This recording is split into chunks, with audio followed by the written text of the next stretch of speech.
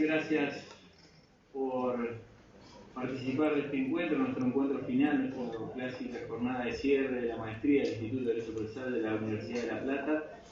Es un gusto ahora moderar esta mesa con la participación de dos especialistas destacados en dos temas que a nosotros nos interesan mucho. Decidimos ponerle a esta mesa la reforma de la justicia civil respecto del mecanismo de tutela diferenciada. Son dos mecanismos de tutela que vamos a abordar, que muchos las verán con muy pocas cosas en común, pero que en realidad no los une solo el hecho de ser sistemas de tutela diferenciada. Son sistemas, en ambos casos, de reversión de condiciones materiales de desigualdad. Son procesos que se caracterizan por la complejidad probatoria, muchas veces por dificultades en aspectos muy delicados para la tutela judicial efectiva, como es la implementación de los mandatos judiciales.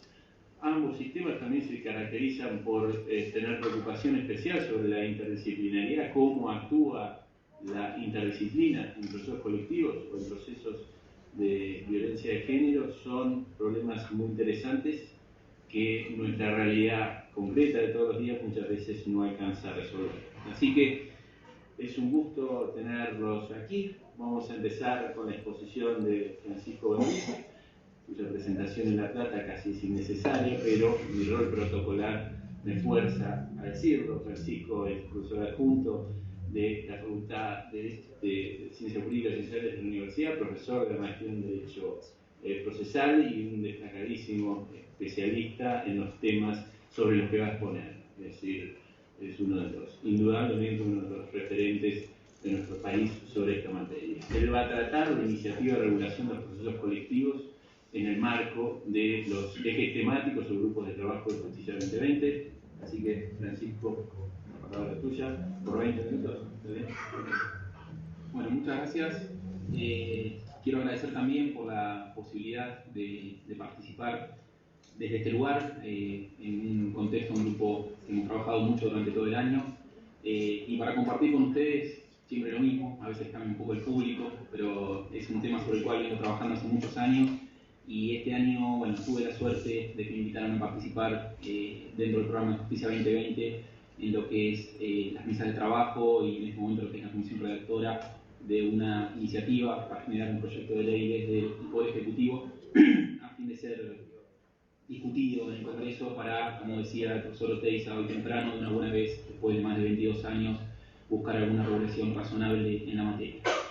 Para respetar un poco la idea de la jornada, que es también apuntar más a la discusión que a un monólogo, la presentación va a ser breve y va a ser un poco a bola de pájaro. Lo que organicé fue básicamente algunas preguntas. La primera es por qué una reforma, por qué es tan necesario y decididamente fundamental en este momento dictar una ley que ponga reglas claras de trabajo para resolver conflictos colectivos, procesarlos y luego eventualmente implementar las soluciones que de ahí se derivan.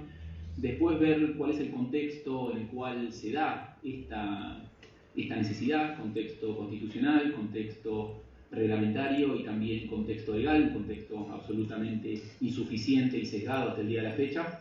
Y por último plantear algunos posibles lineamientos, que más que lineamientos son puntos o propuestas de base para una discusión, y esto va a estar hecho en base a un trabajo en el cual participamos, bueno, junto con Leandro, José Salgado, Matías Sucunza, Carlota Usín, Karen Calafatich, Dante Rusconi y también Alejandro Pérez Azaña.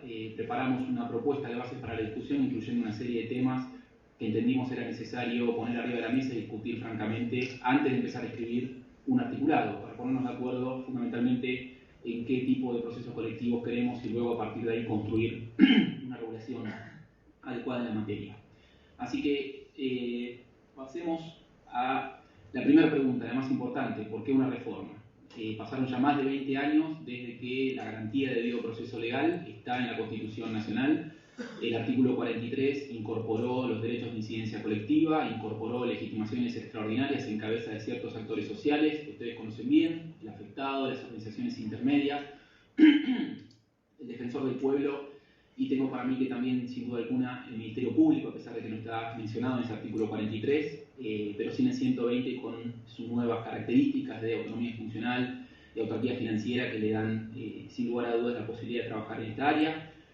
Ha habido también en este contexto una gran apertura jurisprudencial, fundamentalmente desde el año 2009, que ha hecho que esa base constitucional se traduzca ni más ni menos que en operativa. La Corte dijo en el año 2009 que el artículo 43 es plenamente operativo y que es obligación de los jueces darle eficacia aún en ausencia de una regulación en la materia. Esto supone necesariamente que los jueces tienen que tramitar, procesar y resolver los conflictos colectivos que se le presentan desde ya en forma de caso, y esto lo que hizo fue claramente generar un crecimiento exponencial en el planteo de este tipo de acciones dentro del sistema de administración de justicia. No es que antes del 2009 no hubiera acciones colectivas. Mendoza, Berbisky y tantas otras acciones colectivas muy conocidas para todos nosotros son anteriores al 2009, pero en el 2009, a partir de Alavi, la Corte dijo una serie de cosas, entre ellas estas que le comento, dándole plena operatividad a ese artículo 43.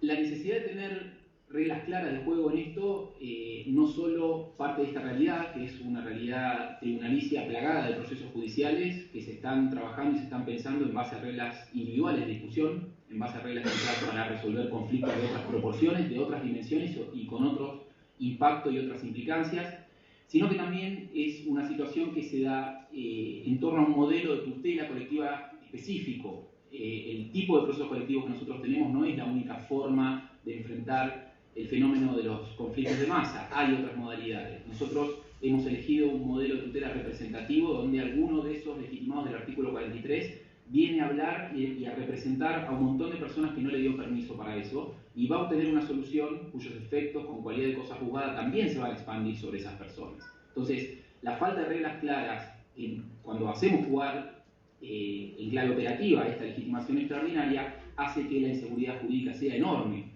La audiencia pública de la semana pasada en la causa Mendoza lo ha demostrado. Hace 8 años que estamos intentando implementar una sentencia, se han gastado, de acuerdo a los números que tomen, no menos de 5.000 millones de dólares, y la propia Corte llega a la conclusión, lo que se está hablando en este momento es que menos del 20% de los indicadores de cumplimiento de esa sentencia se ha logrado. Lo mismo pasó con el fallo por la tarifa de gas, la causa CEPIS, lo mismo pasó con el fallo por la discusión de las tarifas de luz. Discusiones de enormes implicancias, enorme impacto económico, social y político, que están siendo discutidas en un proceso, como decía hoy el profesor Soto, secreto, es un proceso oscuro, es un proceso escrito, lento, y donde ninguno de los operadores del sistema está rindiendo cuentas frente a la sociedad, a pesar de que están tomando decisiones colectivas, insisto, de enormes implicancias que van mucho más allá que la resolución jurídica de un caso individual, que fue lo que se tuvo en la cabeza cuando se pensó el mecanismo de debate que hoy tenemos en nuestro código procesal. De otro lado, también la reforma es fundamental, me parece, para facilitar el abordaje del tema y su sistematización. Yo hoy no me voy a detener en hablarles de la jurisprudencia, pero sí les tengo que decir que hoy para trabajar en procesos colectivos es fundamental estar al día con la jurisprudencia de la Corte y con la jurisprudencia de los tribunales inferiores en la jurisdicción que ustedes pretendan promover o pretendan defender o pretendan resolver una causa colectiva. Esto es totalmente ajeno a nuestra tradición jurídica, esto es totalmente ajeno a la forma en la que nos enseñaron a pensar el derecho, a trabajar con el derecho y a estudiar el derecho en nuestras facultades. Por eso también es tan importante tener reglas de derecho positivo claras, un código de procesos colectivos, una ley de procesos colectivos que permita a los jueces y al resto de los operadores trabajar sobre bases más firmes. Piensen ustedes que se juega mucho en cada uno de estos casos, no solo por lo que se juega en el propio caso, sino también en términos de responsabilidad de quienes participan en estos casos. Por eso también creo que avanzar en una ley va a permitir que esto se empiece a enseñar de otra manera en las facultades de Derecho.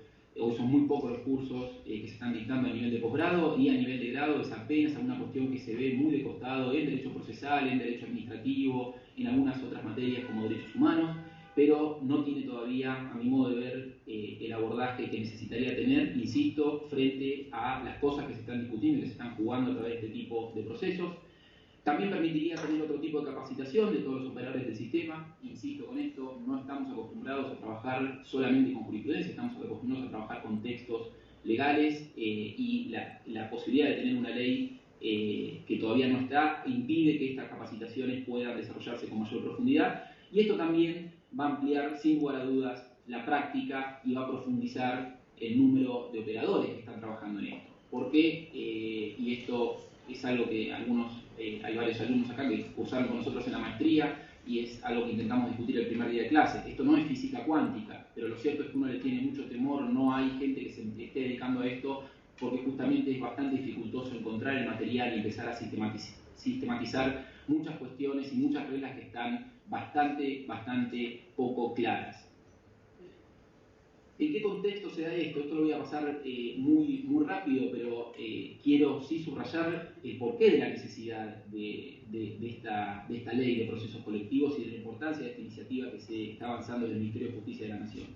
Este cambio de paradigma constitucional que se operó en el 94 con la incorporación del artículo 43, como les decía, con la incorporación de tratados internacionales que convirtieron en derecho positivo muchos de aquellos derechos implícitos del artículo 33 y por tanto también empezaron a generar pretensiones positivas tendientes a hacer cumplir derechos económicos, sociales y culturales, derechos humanos, derechos políticos y derechos civiles, ha generado, junto con esta decisión de la Corte en Alavi, que estableció la plena operatividad de esa garantía de debido proceso colectivo, ha generado un contexto donde no se puede hacer más como el avestruz. No podemos seguir pretendiendo resolver y enfrentar estos conflictos con herramientas que fueron pensadas para otra cosa.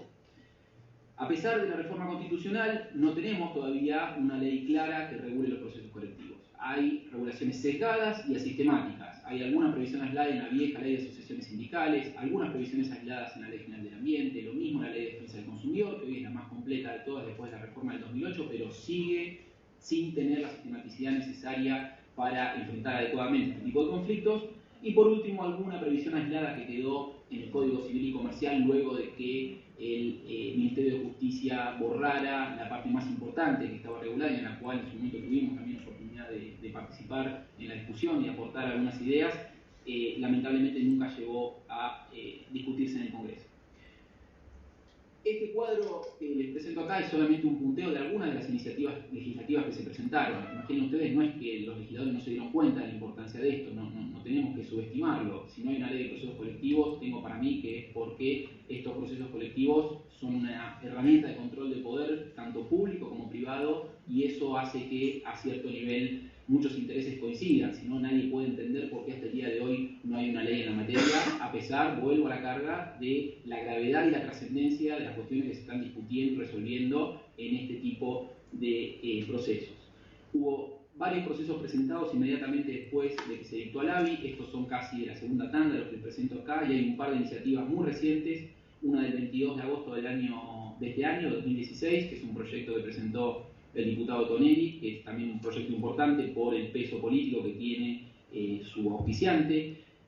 Lo cierto es que es un proyecto bastante restrictivo, que va para atrás con algunas cuestiones de garantía que me parece que son esenciales. Después, si tienen interés, los invito a leerlo. Y lo mismo con el proyecto del diputado David, que es más nuevo todavía, es de comienzos del mes pasado, también viene desde la provincia de Salta, y con la reproducción y tomando algunos proyectos que son proyectos viejos, que son proyectos, incluso algunos de ellos pre-Alavi, y esto genera un problema muy grande porque, como les decía, a partir de Alavi fundamentalmente es cuando se empezaron a ordenar un poco las reglas y a tener un poco más claros algunos conceptos fundamentales en la materia.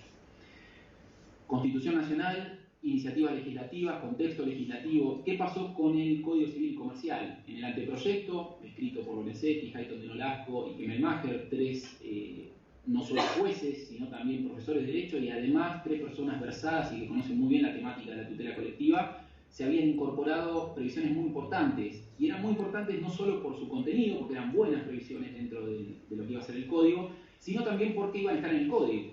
Y esto, si estamos hablando de derecho procesal, esto tiene una trascendencia central, porque eso iba a implicar que íbamos a tener una base común para todas las provincias sobre la cual empezar a trabajar. Y esa base común en estos 4 artículos de 1745 a 1748 del anteproyecto condensaban de alguna manera muchas de las garantías más fundamentales y muchas de las garantías verdaderamente esenciales que tienen que estar presentes a la hora de regular esta cuestión. Había previsiones sobre legitimación, sobre admisibilidad de la tutela colectiva, sobre representatividad adecuada. Había previsiones sobre la idea de superioridad, de ir a la tutela colectiva tan excepcional solamente si es un mecanismo mejor que otros mecanismos de resolución colectiva de controversias. Y también, como contracara a esa legitimación colectiva, también establecía previsiones en materia de cosas juzgadas. Lo cierto es que estas previsiones fueron eliminadas del proyecto, como les decía, nunca llegaron al Congreso estos 4 artículos, y es bastante curioso porque si ustedes se ponen a ver, el Poder Ejecutivo en su momento redactó un PDF donde explicó cuáles eran las modificaciones que le había hecho al anteproyecto, que fueron realmente muy pocas.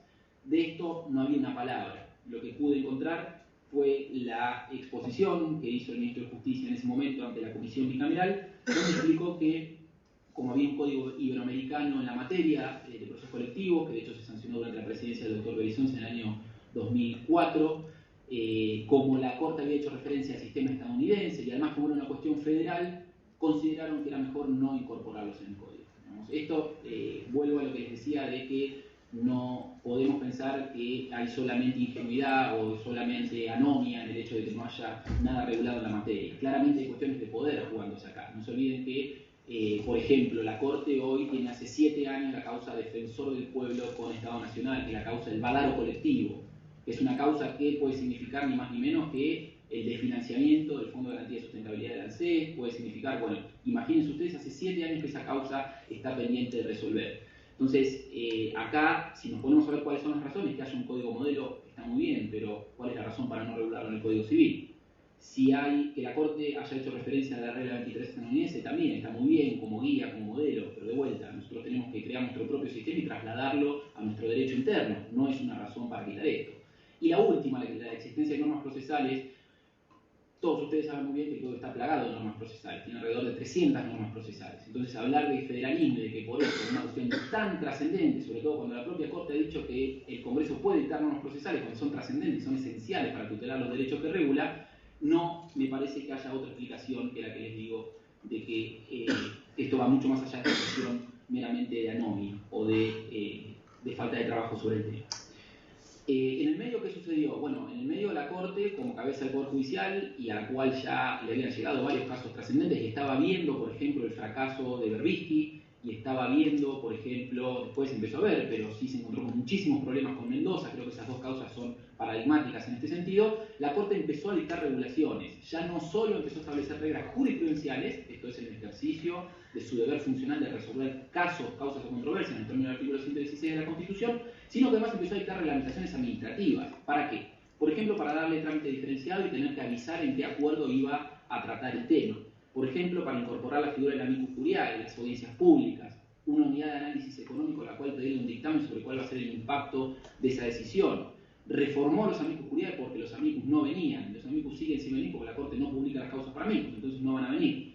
Creó una oficina de justicia ambiental, creó una secretaría de las relaciones de consumo, una secretaría de gobierno abierto, creó el registro público de procesos colectivos y también estableció un reglamento de actuación. Esta fue la última de estas decisiones que entró en vigencia para las causas que se inician a partir del 1 de octubre de este año. Un reglamento que lisa y llanamente regula cuestiones procesales, modifica el código procesal cuando lo que se pretende plantear en sede judicial es un conflicto colectivo. Tanto esa acordada 32 del 2014, que es la que creó el registro y además estableció el deber de los jueces de certificar la acción tempranamente, como esta última acordada, son de muy pero muy dudosa constitucionalidad.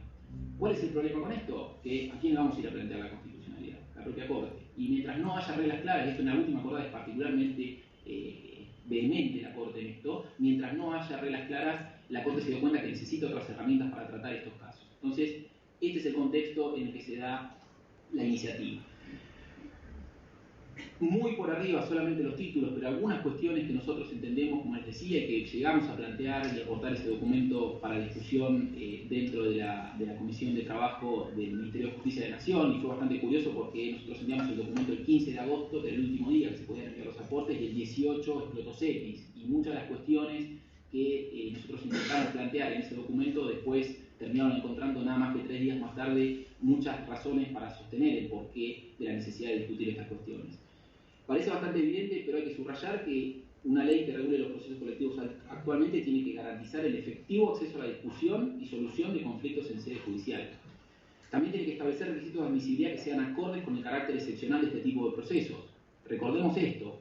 Recordemos que los procesos colectivos de tipo representativo, como el que tenemos vigente en nuestro país, el legitimado invoca la representación de cientos de miles o millones de personas, y su actuar y la resolución que tome el Poder Judicial en ese caso las va a afectar a esas personas que no van a estar presentes en el debate.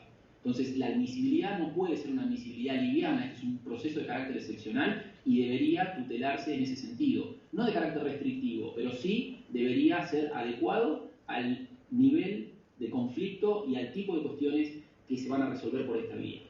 También hay que controlar y supervisar judicialmente la representación del grupo, justamente por esto que les digo, en el proceso tradicional el cliente controla a su abogado, acá el cliente no está, entonces la ley tiene que darle herramientas al juez para que controle esa participación y que controle que no haya abusos. Respetar la autonomía individual y el debido proceso de los miembros del grupo. Si nosotros vamos a permitir que alguien venga a hablar en nombre nuestro sin pedirnos permiso, de alguna manera tenemos que prever mecanismos, la ley tiene que prever mecanismos que respeten nuestra autonomía individual y que nos permitan elegir nuestro propio camino cuando así lo deseemos.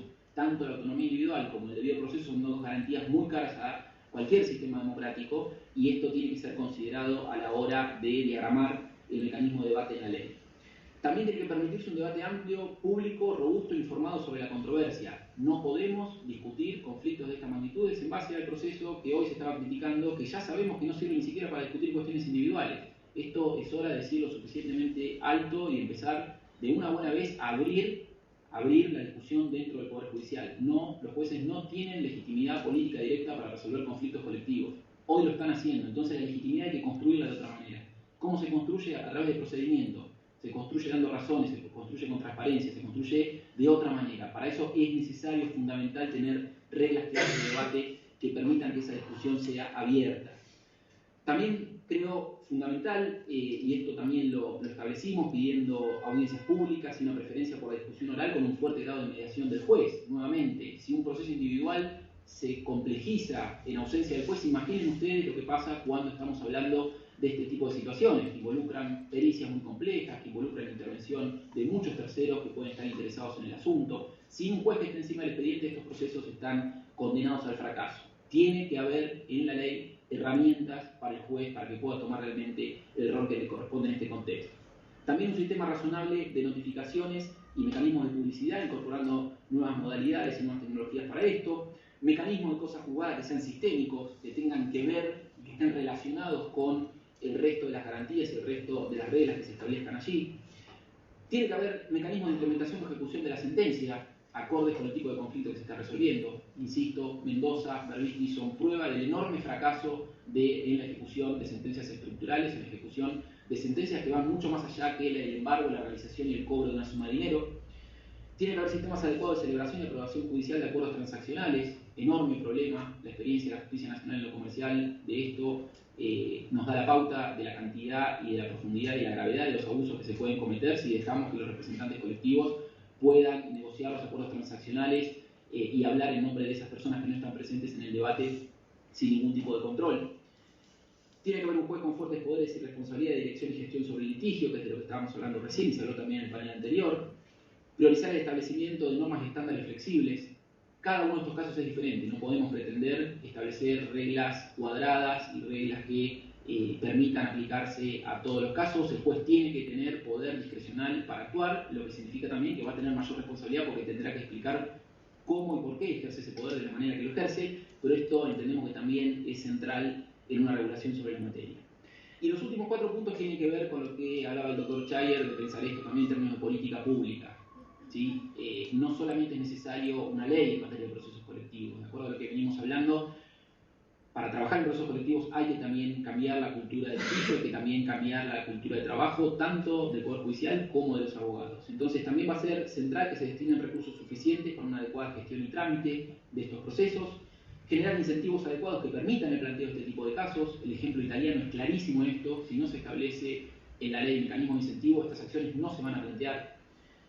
Revisar y optimizar los mecanismos de control para evitar abusos de parte de los operadores y también para sancionarlos en caso que esos abusos existan. Habrán escuchado seguramente, y esto es moneda corriente, enormes críticas contra este tipo de acciones de clase, sobre todo de parte de ciertos sectores concentrados de poder. Y el problema no es el mecanismo, el problema son los abusos. Entonces lo que hay que hacer es sancionar los abusos y permitir que el mecanismo cumpla con muchísimas buenas funciones y con muchísimos buenos objetivos que puede cumplir. Y por último, central también la capacitación continua e interdisciplinaria de estos operadores. Así que, como decía, esto es solamente una propuesta, una línea muy rápidamente presentada de posibles temas para la discusión, pero que entendemos que tendrían que estar presentes en la discusión de esta iniciativa legislativa que ojalá llegue a bien puerto. Muchas gracias.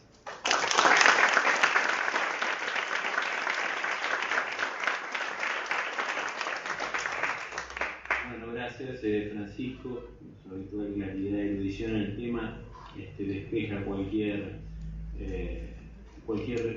problema, pero nos llama a discutir cada uno de estos puntos, quizás con las preguntas que se puedan presentar después de la exposición sobre el tema que sigue. Me parece interesante entonces que nos tomemos ese tiempo sobre el final para ir debatiendo estas cuestiones que son tan interesantes. Ahora nos acompaña la doctora Agustina Ramón Michel. La doctora es asesora de la Subsecretaría de Justicia, de Acceso a la Justicia del Ministerio de Justicia y Derechos Humanos de la Nación, y participa del grupo de trabajo sobre creación de un sistema de justicia especializado para casos de violencia intrafamiliar y de violencia sexual. Así que es un tema por demás interesante, muy atractivo para los tiempos en que se viven. Si la doctora tiene el uso de la palabra, es un honor que esté con nosotros. Bueno, buenas tardes. Muchas gracias por la invitación. Estoy acá en representación de Fernanda Rodríguez, la subsecretaria de Acceso a la Justicia. Les agradezco la invitación, especialmente a Eduardo Oteiza. Lo que vengo a presentarles ahora es un proyecto que tenemos de reforma judicial para la creación de sistemas de justicia especializados en violencia intrafamiliar y sexual. Y al igual que Francisco se preguntó, bueno, ¿por qué? Y daba razones de por qué una reforma.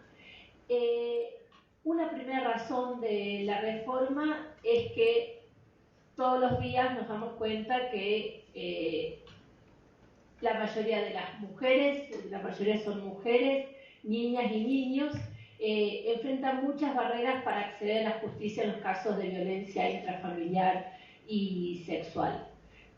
Hoy tenemos un marco normativo muy denso en la Argentina, es decir, normas no nos faltan, tenemos una ley de protección integral, las provincias también tienen su legislación, tenemos tratados, es decir, hubo un cambio de paradigma que es reciente en algún punto, 10 años, donde la violencia que ocurre dentro de la familia, en las relaciones interpersonales, dejó de ser una cuestión meramente privada. Y ahí ocurrió el cambio de paradigma normativo.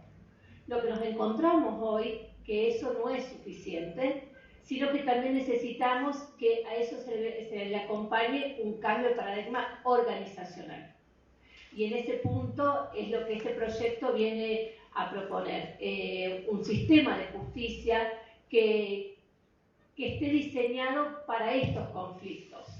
Porque al igual que Francisco comentaba sobre las acciones colectivas, muchas de las herramientas hoy vigentes no fueron pensadas para los conflictos que ocurren intrafamiliares y los casos de violencia sexual. Algunos ejemplos que muestran por qué el sistema judicial actual no fue diseñado para estos casos. Hay relaciones afectuosas de intimidad que muchos otros delitos y situaciones que llevan a la justicia civil no ocurren. Hay corresponsabilidades parentales en muchos casos. Incluso en los típicos delitos penales, incluso los más graves, eso no acarrea exclusión del hogar. En estos casos muchas veces se necesita exclusión del hogar del victimario, y además puede ocurrir que no solamente se limite a un único hecho, en general eso no ocurre, todo lo contrario, sino que haya un ciclo de episodios de violencia. Entonces no se trata de recortar un momento determinado y enjuiciarlo, sino que se trata de un ciclo de violencia. ¿Con qué nos encontramos hoy? Muchas y muchos de ustedes ya lo saben, y por eso voy a tratar de ser breve: una fragmentación del conflicto. Típicamente una mujer, y voy a hacer después una aclaración respecto a esto, cuando se decide cortar lo que se conoce como el ciclo de violencia y denunciar, tiene que iniciar una acción penal y después tiene que iniciar acciones con medidas cautelares urgentes, después una acción por divorcio, una acción de responsabilidad parental y de alimentos. Esto es lo que se conoce como la fragmentación del conflicto. De acuerdo al relevamiento que llevamos, al menos en la Ciudad de Buenos Aires, una mujer tipo, cuando se decide denunciar estos casos, además en el contexto que se sabe cuando ocurre la denuncia, aumentan las chances de que la violencia se incremente, tiene que ir a cerca de 11 organismos cuando tiene hijos. En general las mujeres no saben a dónde están yendo. Es decir, entran a una oficina porque les escribieron un papelito y van ahí y dicen que tengo que repetir lo que me pasó, a dónde tengo que firmar. Es decir, un desconocimiento absoluto en esta fragmentación, y lo que pasa es que muchas veces agotamos a las víctimas que prefieren dejar de lado el juicio y quedan expuestas, ¿sí?, a la violencia y desprotegidas, y en realidad lo que nos está pasando es que le estamos pidiendo comportamientos supererogatorios. Es decir, estamos pidiendo a este tipo de grupos que se conviertan como heroínas cuando deciden cortar el círculo de la violencia y pedir ayuda y acceder a la justicia. Esto que les mencioné no solamente se restringe, por supuesto, a la Ciudad de Buenos Aires, pero sí el dato de que se calcula que son 11 organismos con sucesivas visitas. Bien, ¿por qué entonces violencia intrafamiliar y sexual y no violencia de género? Es de nuestra opinión que, si bien la ley de violencia de atención integral contra la violencia de las mujeres supuso un cambio de paradigma normativo que era necesario, es muy amplia, y el problema de crear juzgados de violencia de género supondría un montón de problemas de tipo de competencia. Otra razón más, violencia intrafamiliar. Tenemos otro grupo que en este caso su problema es que está invisibilizado, que son las personas adultas mayores. Hoy hay muy pocos estudios en Argentina, de acuerdo a nuestro relevamiento, que muestre qué tratos están recibiendo las personas adultas mayores, no solamente en sus casas, sino en geriátricos o en otras formas de institucionalización. Nos ha tomado un tiempo identificarlos como un grupo vulnerable, pero hay muchas razones de discapacidades, muchas veces físicas, mentales, vulneración económica, afectiva, que nos exigen dar una respuesta. La Oficina de Violencia Doméstica de la Nación, por ejemplo, presenta una proporción muy baja de casos de personas adultas mayores que denuncian. Pero como aprendimos con los casos de violencia de mujeres, que hay una relación entre oferta y demanda. Es decir, cuando el Estado no ofrecía espacios institucionales para que las mujeres denunciaran, no había tantas denuncias. Entonces difícilmente podemos decir que hay más casos de violencia, lo que hay mayor visibilización. Entonces creemos que si vamos a proponer la creación de todo un sistema judicial especializado con todo el esfuerzo económico, político, institucional que eso supone, no deberíamos dejar de fuera a este grupo de personas adultas mayores. También niñas, niños, y finalmente la aclaración de por qué es violencia sexual. Para capturar cerca del 80% de los casos de violencia sexual que ocurren, hubiera sido suficiente hablar de violencia intrafamiliar, porque este 80% de casos de violencia sexual ocurren dentro de las familias o en relaciones de intimidad. Niñas y niños, mujeres, adolescentes. Pero lo que no queríamos, y la decisión que tomamos, es no dejar lo que se calcula es un 20% de las situaciones de violencia sexual que ocurren por fuera de relaciones de intimidad o relaciones intrafamiliares, porque sabemos todas las barreras, estigmas y dificultades que experimentan estas personas cuando van a denunciar los casos de violencia sexual. Entonces no nos parecía dejar, insisto, lo que se calcula este 20% por fuera de estos sistemas judiciales, y de ahí que hayamos tomado la decisión de aclarar además violencia sexual, ¿sí?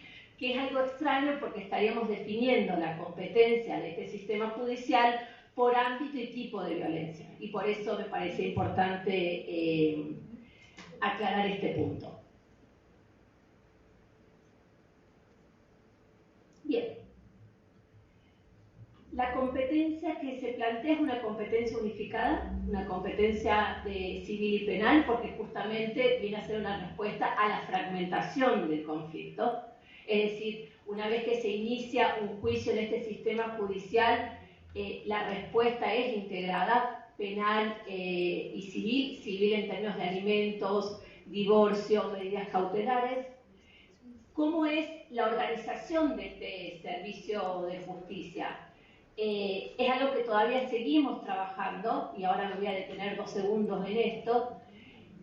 Estamos pensando en la línea de lo mencionado por Héctor Chayer, pensando en grupos o colegios de juezas y jueces con secretarías comunes. Por supuesto, el juez, la jueza que tenga a su cargo el juicio penal no va a resolver las secciones o las partes que correspondan a la civil. También contaría con fiscales y defensoras y defensores especializados en la materia. Va a estar regido también por el principio de la oralidad, la integralidad, como algunos de los principios. Hoy, ¿en qué estado nos encontramos? Hemos convocado en abril de este año a un grupo de expertos, juezas, jueces, fiscales de distintas jurisdicciones del país. Entre esos, por ejemplo, se encuentra Eduardo, que nos hemos sentado a trabajar en un primer borrador de esta ley que va a crear estos sistemas judiciales especializados. Se trata de una ley modelo porque desde Nación la competencia no nos da para imponerle al resto de la Argentina, sino que se trata de una ley modelo, una ley marco, para que eventualmente las provincias que están interesadas en hacer ciertas reformas, dada la insistencia en que no está funcionando, ¿sí? Tenemos normas que prometen algo que los servicios de justicia, por distintas razones, no están pudiendo ofrecer. La idea es terminar esta ley modelo para fines de marzo y ofrecérsela a las provincias. Mientras tanto, fuimos teniendo conversaciones, por supuesto, con distintos actores provinciales. Estamos abiertos a distintos comentarios. Va a haber una instancia de diálogo con distintos actores, tanto a nivel nacional y provinciales, para que opinen acerca de este proyecto, pero ahora sí estamos teniendo un trabajo más interno, insisto, con estas personas invitadas, en crear esta ley modelo. Bueno, estoy segura que no toqué todos los puntos, pero sé que ya estamos cansados y en todo caso estoy acá para cualquier consulta, pregunta, comentario.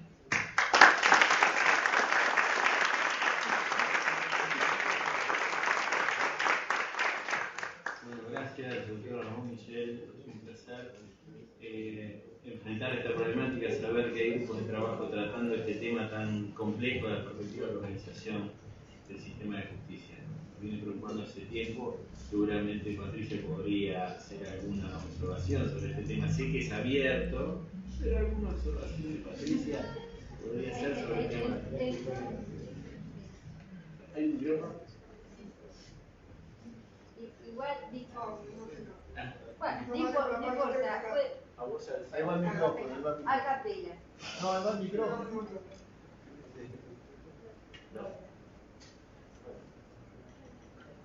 A vos alzada. No hay problema.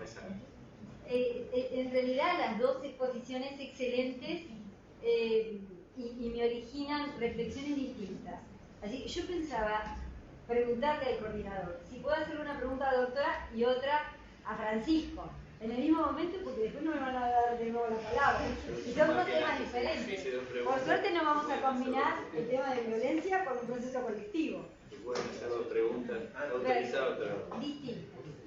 En realidad sumamente interesante poder conocer toda la aproximación desde el Ministerio de Justicia de los temas de tratamiento de la violencia, ¿no? Esencial.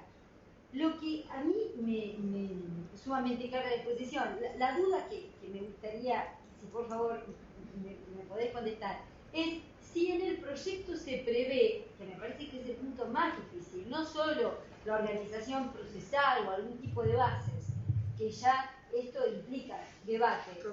Gracias. ¿Sí? Hola.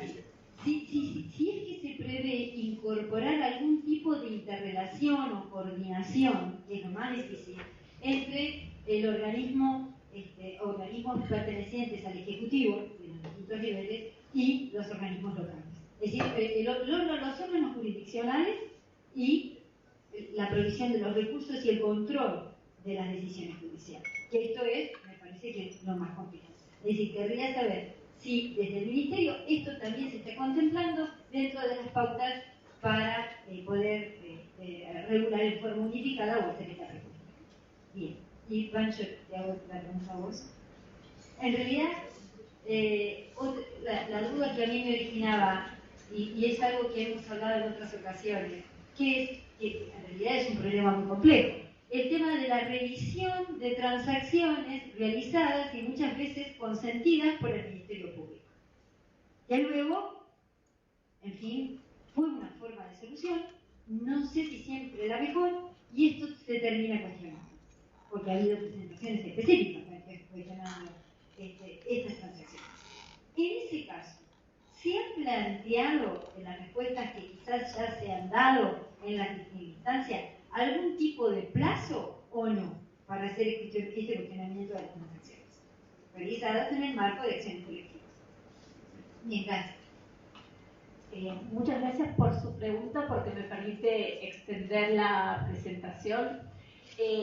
Nosotros esta reforma judicial la pensamos en el marco de lo que se conoce como el modelo de atención integral, que viene a responder esta preocupación suya y la preocupación de quienes trabajan en el tema, que es la descoordinación de los distintos organismos y esta fragmentación. Es decir, este derrotero que yo comenté judicial no queda ahí, sino que además después está la falta de servicios sociales. Pensemos en los casos de violencia más grave, el tema de vivienda, cuando muchas mujeres tienen que cambiar a sus niños de las escuelas y no hay cupos, cuestiones muy concretas, pero desalientan muchas veces a las mujeres a mantenerse y sostener la denuncia.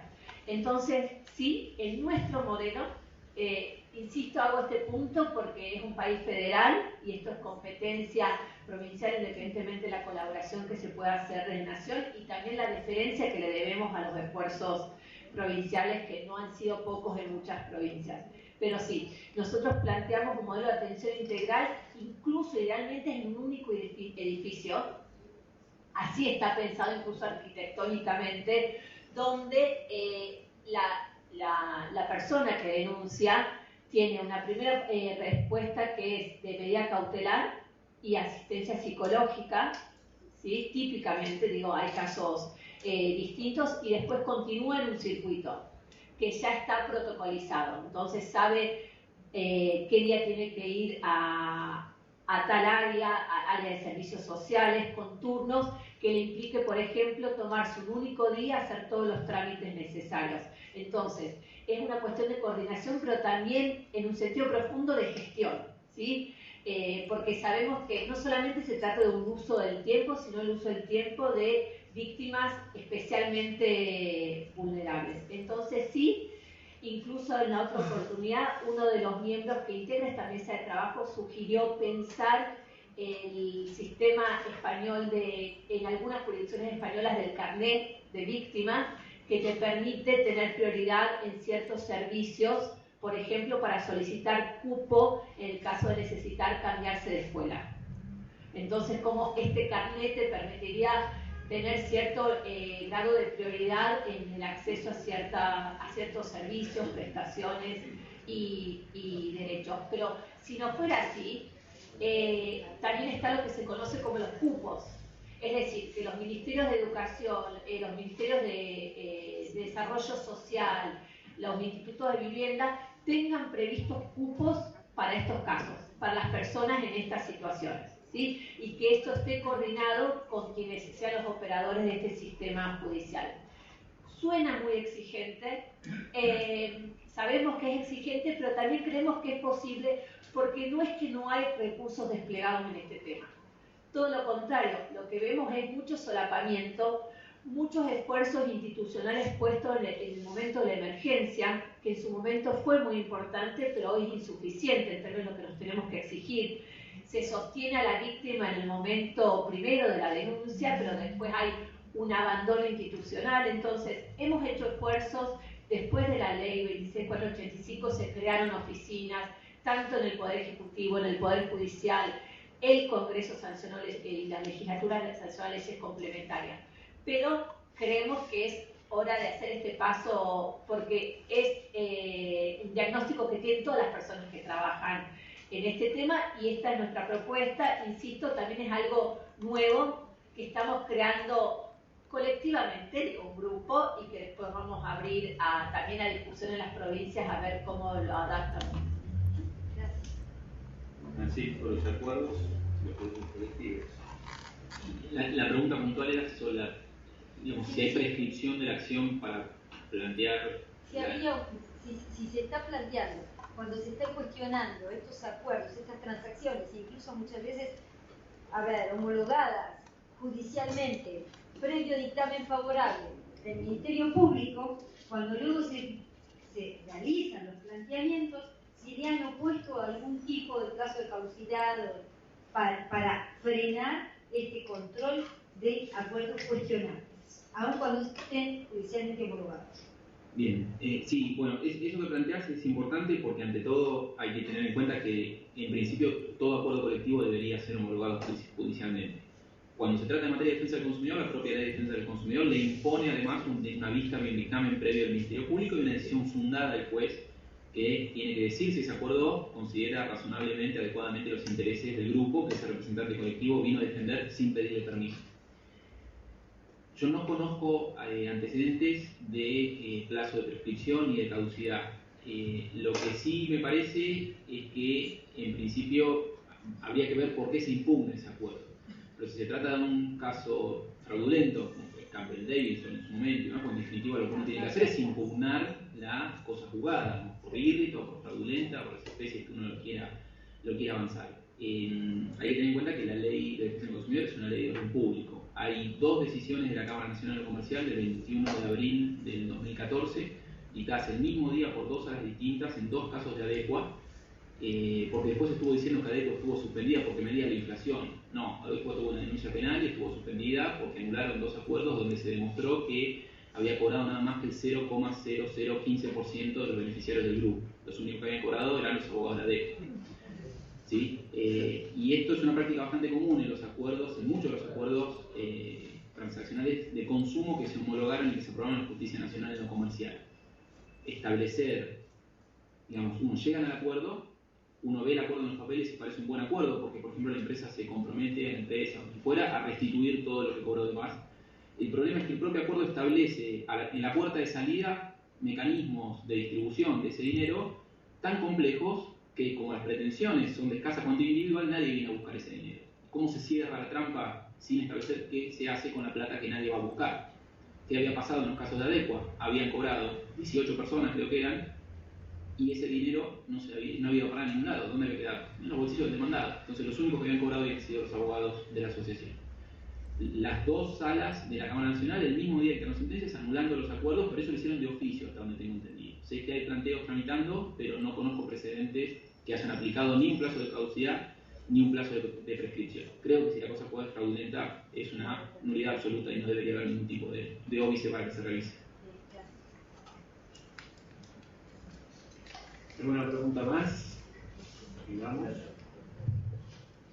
¿Te puedo leer una cosa, Francisco? Breve. Sí.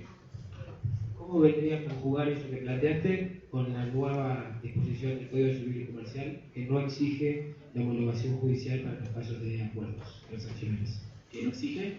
La homologación judicial para los casos de acuerdos transaccionales.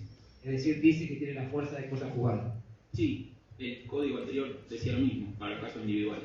Digamos, los casos de consumo, debido a esta particular estructura que tienen estos procesos representativos, donde, insisto, el representante habla en nombre de un montón de gente que no está presente en ese proceso, La única salvaguarda que tiene ese grupo ausente es el juez, que tiene que homologar, digamos, tiene que cuidar que ese acuerdo respete ciertos estándares mínimos. Pensemos una cosa, al momento de llegar a un acuerdo transaccional, todos los intereses están alineados. Están alineados los intereses del demandado porque quiere cerrar rápido y barato el acuerdo. Están alineados los intereses de la organización, el quien sea que plantea el caso, y de sus abogados porque van a cobrar buenos honorarios también rápido. Y también están alineados finalmente los intereses del órgano judicial, porque se quieren sacar el expediente encima. Porque estos son expedientes complejos, son expedientes que generan muchas responsabilidades y como no hay reglas para eso, uno, digamos, no sabe qué puede pasar con este tipo de cosas. Entonces, frente a esa alineación de intereses, ¿quiénes son los únicos que no están ahí alineados? La gente, digamos, el grupo representado. Entonces, me parece que en el caso, por ejemplo, de la Ley de Defensa del Consumidor hay una previsión específica que prevé esto. En el caso medioambiental, por ejemplo, no hay una previsión específica en materia de acuerdo, pero tengo para mí, por lo menos, que por la particular estructura, y de hecho es una de las cosas que nosotros planteamos en la base que entendemos central que tiene que estar, no solo para los casos de consumo, sino para cualquier tipo de conflicto colectivo que se pretenda resolver a través de una transacción, tiene que haber un control del órgano judicial y tiene que haber una discusión pública, una audiencia pública sobre las bondades de ese acuerdo.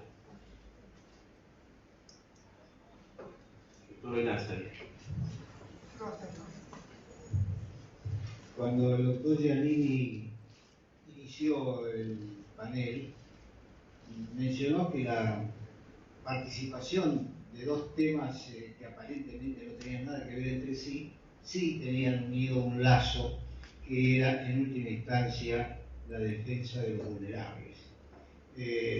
Tan vulnerables la mujer, los niños, los enfermos, los ancianos, como los consumidores o todos aquellos que son susceptibles de protagonizar un proceso colectivo. Y Giannini, dijiste también que hay una resonancia en materia de prueba. Quería preguntarte si te referís a lo que, por ejemplo, en materia laboral y en materia de despido discriminatorio se habla de inversión de la carga probatoria o en todo caso de carga probatoria dinámica. Bueno, me toca sacarme la camiseta de moderador y dar una, si me permiten los expositores.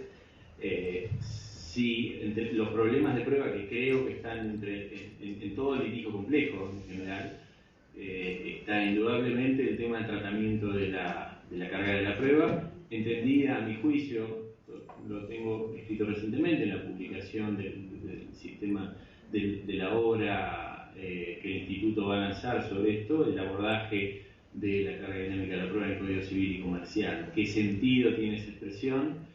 ¿Para qué está prevista y en qué situaciones? Sobre lo que en general no hay dudas es que para quienes entendemos que solamente la imposición de cargas de colaboración, pero no reglas de inversión del onus probandi en el sentido de carga de probar, en el sentido clásico, carga de romper con la incertidumbre que tiene el juez para la resolución de los hechos del caso, para quienes creemos que esto no es el caso de la carga dinámica de la prueba, sino que es simplemente imponer pautas de colaboración que se sancionan con indicios contrarios a la posición de quien está en mejores condiciones de probar, pero que no le imponen la carga de convicción al juez, sino solamente va a sufrir esos indicios en contra, muchas veces muy vehementes, tanto para los que consideramos esto como para quienes creen que la carga dinámica de la prueba es efectivamente una regla de inversión del onus probandi en sentido clásico. En las dos lecturas siempre se interpreta o se viene interpretando que es una situación que se aplica y que tiene utilidad en los casos que tienen dos características muy específicas. Una es la dificultad probatoria y la otra la dificultad para acceder a la información tendiente a resolver esa dificultad probatoria.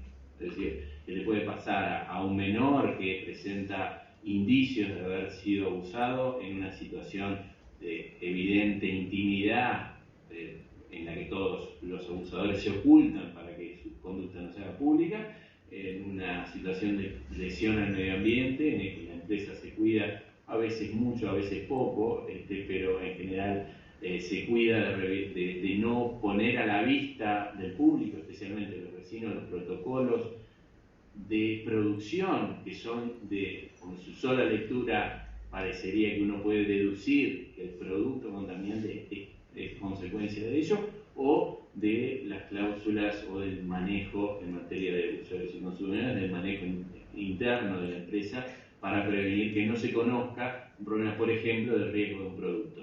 En todos los casos me parece que la respuesta es sí, cualquiera sea la lectura que se ha dado a la carga dinámica de la prueba, indudablemente tienen que coadyuvar esos dos factores, ¿sí? Dificultad probatoria y especialmente grave desequilibrio entre las partes acerca de la posibilidad de conseguir material para romper esa dificultad.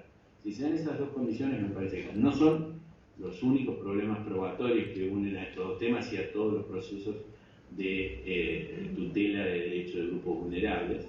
¿Sí? Hay otros, me parece que indudablemente acá está el problema de la interdisciplinariedad, ¿sí? El tema de quiénes son y cómo los órganos se nutren de grupos interdisciplinarios cercanos, ¿sí? Dentro del mismo edificio, ¿sí? Donde los voy a ver inmediatamente para que vengan a tomar vista de lo que está pasando, y la dificultad, creo que una de las grandes dificultades que tiene al menos el proceso ambiental en esto es indudable, que es la dificultad de las estructuras periciales para, incluso de las estructuras universitarias, que dan un buen apoyo, pero no necesariamente suficiente para remediar este problema, ¿no? El tema de la interdisciplinariedad. Son temas que me parece que se unen en todo litigio de derechos del grupo vulnerable. ¿Puedo hacer una pregunta para el doctor Berbic? A ver qué opina. Gracias. A ver qué opina acerca de si entiende que, dando cuenta del carácter excepcional de estos procesos colectivos y dando cuenta de que el Poder Judicial es el órgano contramayoritario por excelencia, bien, y de la que se discute en políticas públicas, si entiende que cuestiones relacionadas también con esta carga dinámica de la prueba, cuestiones de motivación de sentencia y fundamentación de sentencia deben ser analizadas en un posible texto en cuanto a una motivación más compleja o quizás más profunda a la hora de discutir políticas públicas, como también legitimación del propio Poder Judicial, si entiende que debe ser parte del texto o si entiende que es una discusión que se debería dar dentro del órgano jurisdiccional sin analizar la cuestión normativa. Hay una cuestión subyacente que creo que se puede ver, por lo menos de lo que traté de seguir a la exposición, es que los jueces, como contracara de esto que hablamos de las ventajas y las cuestiones y la gravedad de las cosas que se están jugando en esto implica también que los jueces han ganado muchísimo poder. ¿Sí? La Corte, a partir del 2009, cuando dijo en Alavi que además que como hay causas individuales hay también causas colectivas, lo que hizo fue ampliar drásticamente su poder, porque la causa es lo que habilita la competencia del Poder Judicial, por tanto, ni más ni menos que es lo que define si puede o no intervenir en un determinado asunto.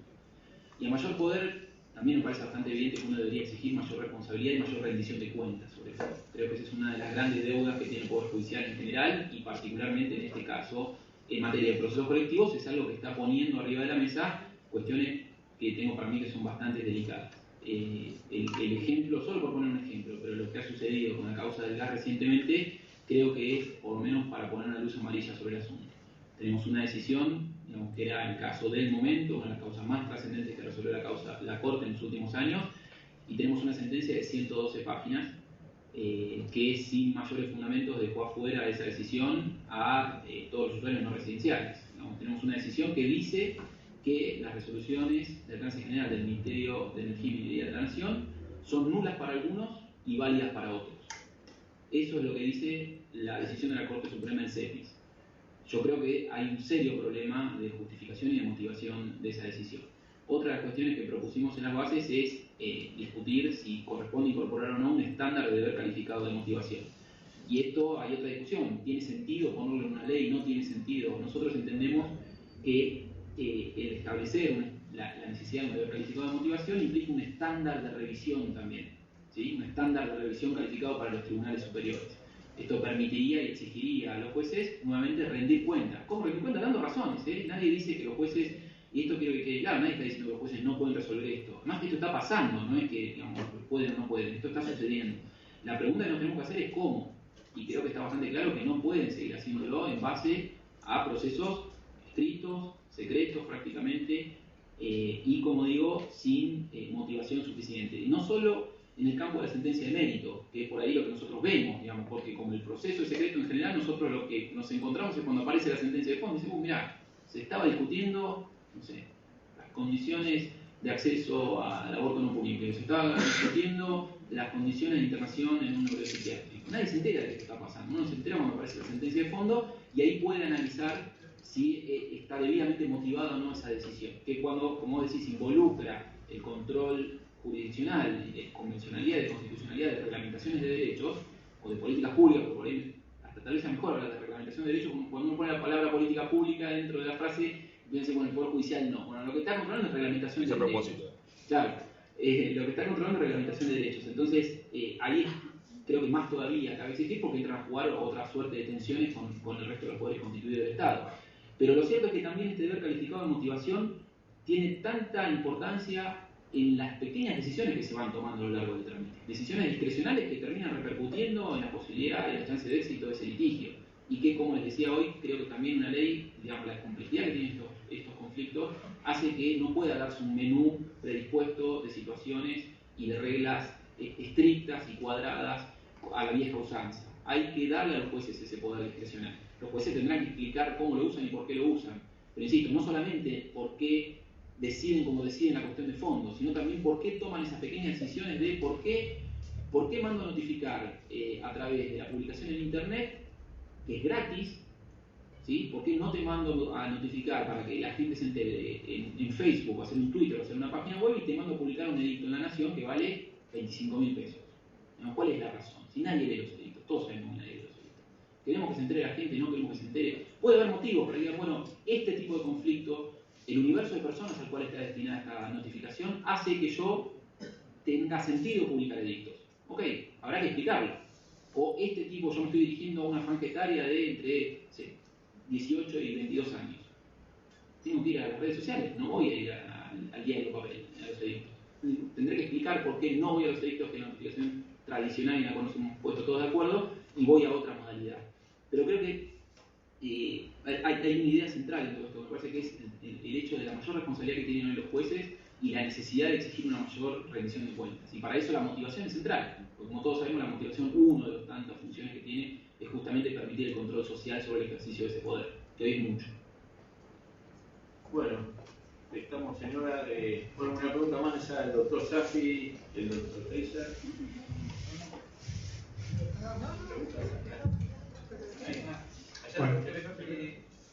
Bueno, me está quedando al final del día, después de haber escuchado todas las exposiciones, cierta cuestión vinculada con los límites de las reformas, con los límites del funcionamiento de algunos procesos, como puede ser el proceso colectivo, ya lo hemos hablado tantas veces con Francisco, con Leandro. En particular, la idea de señalar dentro de los puntos el carácter excepcional del proceso colectivo, que es lo que llamamos recién, y la vinculación que esto tiene con la relación de poderes, entre el poder judicial y el poder político. Yo digo para mí que una cosa es controlar al poder político y otra cosa es gobernar.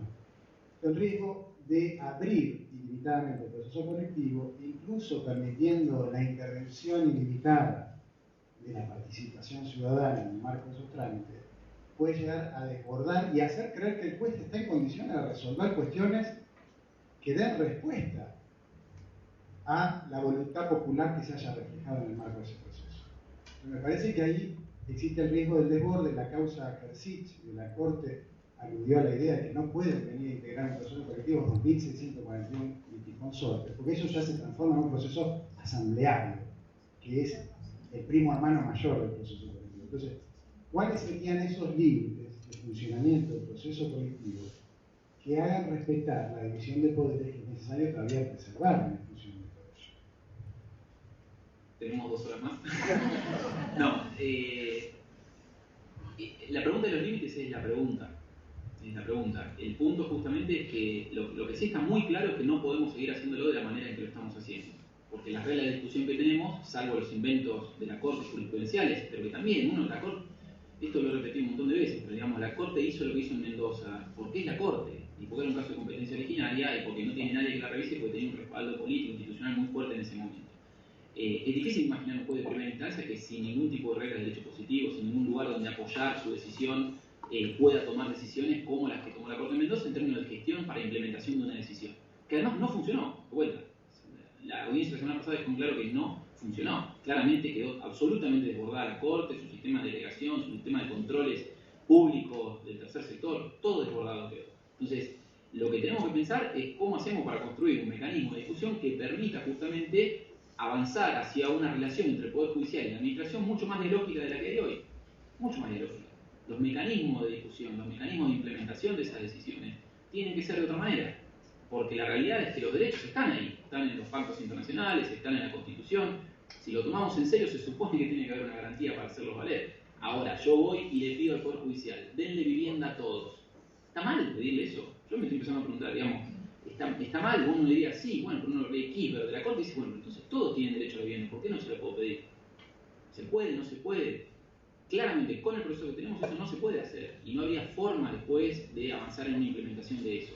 Ahora, si nos ponemos a discutir en serio y damos una discusión pública sobre esto y empezamos a preguntarle al Estado, a ver, ¿usted, Estado, en qué está gastando la plata? ¿Está ploteando autos y la gente no tiene vivienda? Y bueno, por ahí, de alguna manera se puede empezar a arrimar, como decía Roberto siempre, aproximaciones sucesivas para empezar a solucionar problemas que son estructurales.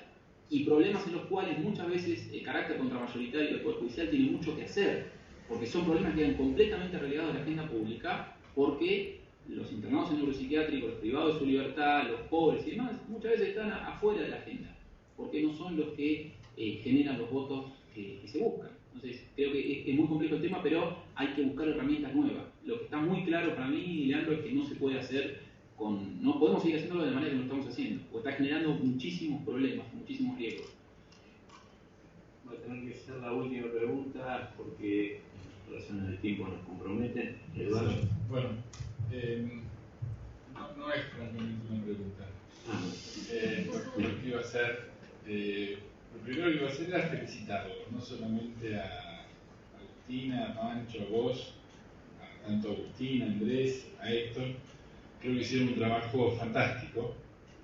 Creo que fue una de las mejores clausuras que hemos tenido, porque se da una confusión muy especial. Durante mucho tiempo hemos venido discutiendo todos estos temas con una realidad que era bastante esquiva para tratarlos. Y hoy muchas de las cosas que escuchamos, por ejemplo, lo que marcaba Roberto, que sean los propios jueces los que intenten cambiar sus mecanismos de trabajo, sus prácticas, su forma de hacer justicia, y que encuentren a través de este cambio satisfacciones personales, que se sientan orgullosos de su propio trabajo. Esto es fundamental. Sin esto es muy difícil hacer un cambio cultural. Si aquellos que están tratando de implementarlo no creen en él. Creo que la intervención del primer panel, más allá de las cuestiones técnicas, problemas procesales sí, problemas procesales no, tratados en el medio, reflejaba claramente esto de que la gente está reclamándole al Poder Judicial y el Poder Judicial está empezando a dar síntomas de que tiene que dar respuesta. Y esto es muy esperanzador, diría yo. Al principio también mencionaba la idea de Capelletti, que hay veces que discutimos esto como el argumento académico de traer a alguien que pensó y que en el lenguaje es reconocible para todos. Pero básicamente esta idea era la idea de acceso a la justicia, que para mí se vio reflejado.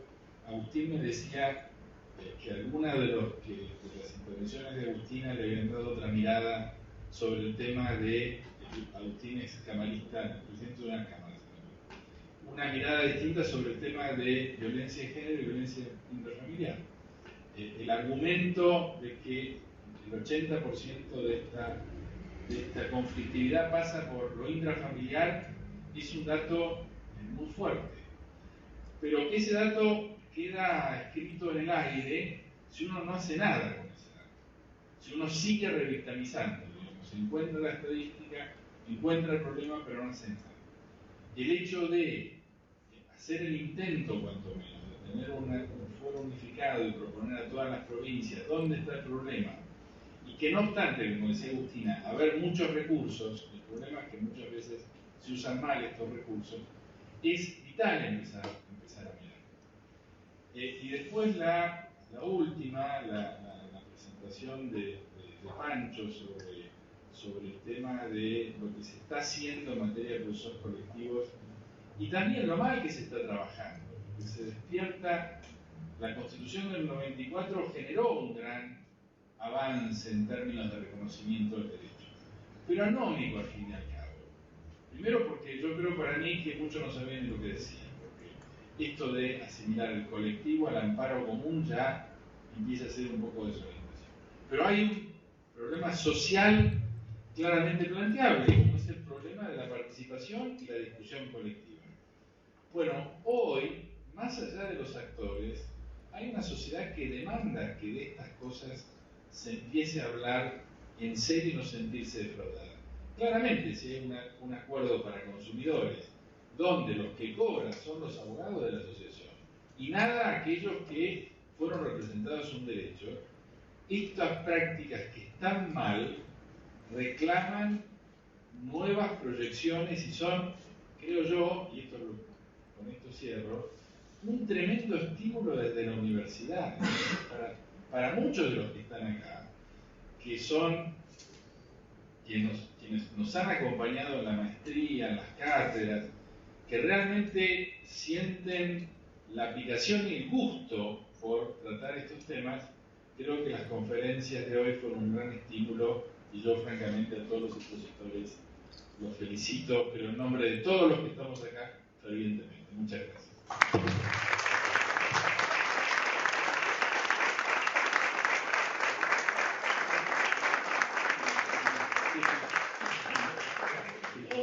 Para nosotros es muy importante, se habla mucho de violencia de género y por momentos puede resultar cansador porque no sabemos exactamente qué significa. Cuando nosotros decimos, por ejemplo, que el Poder Judicial tiene un rol en la prevención de la violencia, ¿eso qué significa? Y lo conecto con prueba dinámica. Los casos de amenaza y hostigamiento, hasta hace muy poco en la Ciudad de Buenos Aires, no se investigaban porque era difícil conseguir la prueba, porque se utilizaba determinados estándares de prueba que hacían muy difíciles porque ocurrían en la relación de intimidad privada. Entonces no se podía, no había una intervención judicial y por lo tanto no se prevenía lo que después termina violencia física y femicidio, que empieza con amenazas, empieza con hostigamiento y la mujer acude al sistema de justicia y por la forma en que se concibe la prueba no se le da respuesta. Entonces tiene significados muy concretos cuando hablamos de estándares de prueba con perspectiva de género, el rol del Poder Judicial en la prevención. Y para mí esto es importante porque si no a veces todo parece lo mismo o parece no tener significado concreto y lo tiene incluso para pensar reglas procesales específicas. Eso no. Bueno, las palabras de Eduardo me parece que han sido suficientes para dar por cerradas las jornadas, así que es un gusto que hayan estado con nosotros. Nos vemos el año que viene.